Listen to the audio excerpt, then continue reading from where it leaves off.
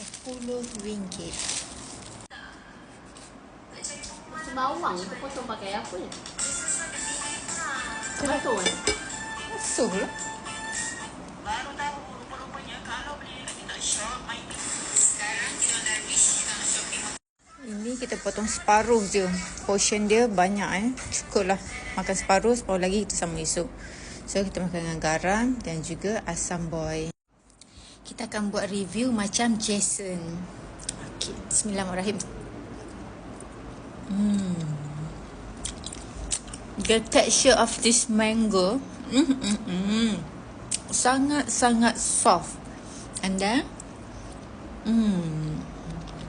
when you gigit it, only the bahagian kulit yang kita kupas tu je keras sedikit.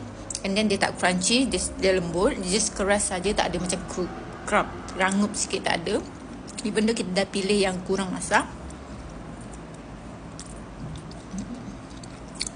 And then mango ni pula dia unbalanced at all because some part of it is manis and ada certain part of it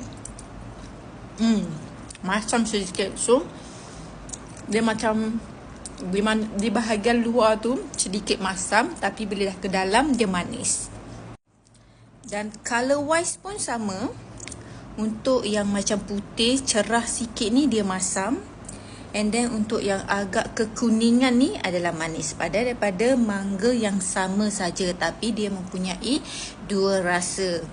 Di outer layer tu masam, and then bila sampai ke isian dalam dia manis.